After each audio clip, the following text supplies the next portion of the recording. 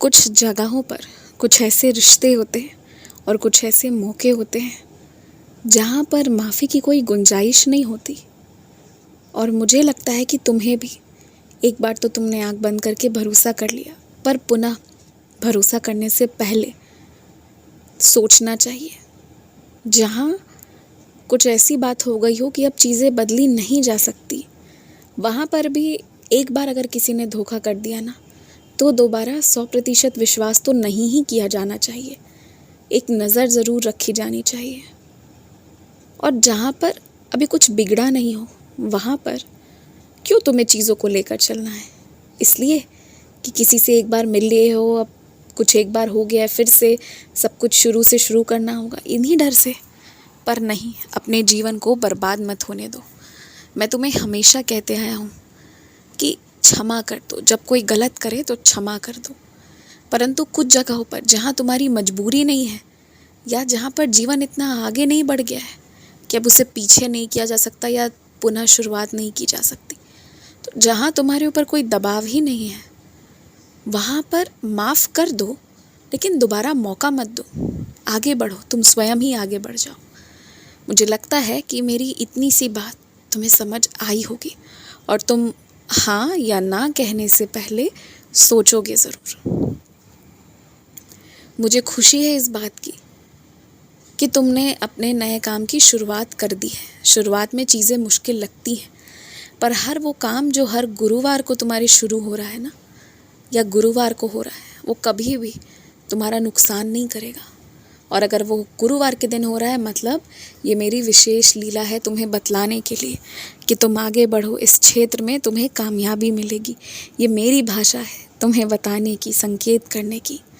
इसलिए जो भी काम तुम्हारे गुरुवार को हो रहे हैं या नहीं हो रहे, वो तो विशेष कर तत्क्षण समझो कि मेरे संदेश हैं तुम्हारे लिए। और एक बात सुनो, कोई दुर्घटना जब घटित हो जाती है ना, उसके बाद जो किया जा सकता है फिर वही किया जाता है। फिर ज़्यादा कुछ इंसान के वश में नहीं रहता है। इसलिए तुम्हारा वाहन जो भी चलाता है, ये मत सोचो कि अगर वो ख़राब से चला रहा है तो उसे घर जाकर कहोगे कि अच्छे से चलाओ, या तुम्हें धीरे चलाना था, उसी क्षण टोको। और ये मत सोचो कि वाहन चलाने वाला व्यक्ति छोटा है कि बड़ा है, कि तुम्हें उसकी उम्र का लिहाज करना है, ऐसा कुछ मत सोचो। जब तुम्हें बस उसे टोकना है उसके बुरे तरीके पर, तुम्हें कौन सा उसे कुछ ख़राब बोलना है या ख़राब से बात करना है, नहीं। तो इसलिए अपने जान की कीमत किसी की उम्र के उस तलवार पर नहीं रख सकते हो तुम। इस बात को जान लो। तो चाहे कोई छोटा हो, बड़ा हो, मासूम हो, अच्छा हो, बुरा हो, रिश्तेदार हो, अनजान हो, जो भी हो, वाहन कोई ठीक से ना चलाए, कुछ भी हो, गाड़ी हो, स्कूटर हो, बाइक हो, जो भी हो, उसी वक्त टोक दो। उसी वक्त उसे कह दो कि वो धीरे और तरीके से चलाए।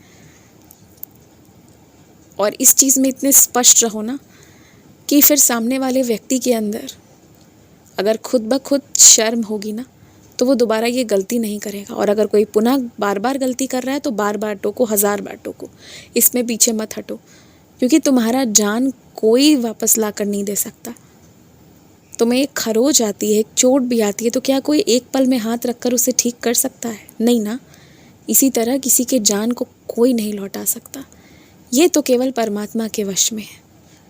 तो जब कोई व्यक्ति जान तुम्हारा वापस लौटा नहीं सकता, तो जान लेने का भी हक नहीं है उसे। और इस मामले में तुम्हारा टोकना कहीं से भी गलत नहीं होगा। इस मामले में कभी भी शर्माओ मत, कभी मत शर्माओ। अगर शर्मा रहे हो तो समझो तुम मेरा अपमान कर रहे हो, ये तुम्हारी गलती है। गलत चीज़ का साथ मत दो कभी भी, ध्यान रखो इन बातों का। और एक बात पता है, कोई पुजारी से पुजारी क्यों ना हो, बड़ा से बड़ा भक्त क्यों ना हो मेरा, वो भक्ति करके जीवन को सरलता से आगे ले जा सकता है। जीवन भी सरलता से जाएगी और मोक्ष की भी प्राप्ति होगी। लेकिन अगर उसके परिवार का कोई सदस्य कोई गलत काम कर देगा ना, जैसे मान लो कोई किसी की हत्या कर दे, कोई किसी का बहुत बड़ा नुकसान कर दे, तो वो परिवार के सदस्य भले ही इस अच्छे व्यक्ति के रिश्तेदार हो, परंतु उसे अपने कर्म की सज़ा भुगतनी पड़ेगी।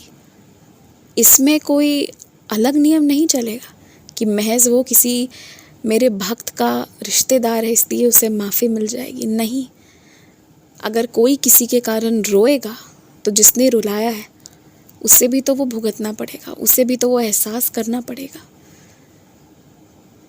तो एक ही घर पर ना इंसान, भगवान और राक्षस तीनों प्रवृत्ति के लोग हो सकते हैं। तो ये बहुत मुमकिन है कि ऐसा हो, और एक के व्यवहार के कारण दूसरे का आकलन तुम मत करना। समाज क्या करता है इससे फ़र्क नहीं पड़ता, पर तुम मत करना। तुम्हारा शक है किसी को लेकर कि वो व्यक्ति तुमसे बार बार पैसे लेता है, तुम्हारे घर के नाम के पूजा कराता है, और फिर कुछ दिन चीज़ें ठीक रहती हैं, फिर एक नई समस्या आती है, फिर तुम पैसे देते हो, फिर पूजा होता है और फिर सब ठीक हो जाता है। ये प्रक्रिया कुछ महीनों से चली जा रही है, लगभग कुछ साल ही होने को आए हैं, और इसलिए तुम्हारा शक बढ़ता जा रहा है। तुम्हारा हर दृष्टि से सोचना सही है, तुम्हारा सोचना गलत नहीं है कहीं से भी, पर वो व्यक्ति ऐसा नहीं है। उसने ऐसी कोई गलत काम नहीं की है तुम्हारे परिवार के लिए, बल्कि जो भी सकारात्मकता हो रही है ना, वो भले ही तुमसे कुछ पैसे ले रहा है, क्योंकि इंसान होने के नाते जीवन निर्वाह करने के लिए तो पैसे चाहिए उसे, पर वो हर पूजा में तुम्हारे लिए मुझसे बहुत अर्जी लगाता है, क्योंकि वो बहुत शुक्रगुजार है। तुम्हारे कारण उसके घर के बड़े बड़े खर्च निकले हैं, उसका छोटा सा घर थोड़ा और बना, उसके घर पर खुद ब खुद घर पर पानी की व्यवस्था हो गई, जहाँ उसे पहले दूर लेने जाना पड़ता था, और भी अन्य कई सारी चीज़ें तुम और तुम्हारे परिवार के कारण हुई है। तो वो शुक्रगुजार है तुम्हारा। ये महज एक इत्तेफाक है कि परेशानी आती है और उसके पूजा से ठीक हो जाती है, पर ये आशीर्वाद भी है कि तुम जिसका इतना कर रहे हो, जिसको इतना तुम अच्छे से रख रहे हो और पूजा करवा रहे हो, वो व्यक्ति की पूजा तुम पर फलित हो रही है। तो इसलिए अब आज मैंने कह दिया है, आज के बाद से कभी भी गलत मत सोचना। खूब खुश रहो, मुस्कुराते रहो, आयुष्मान भव।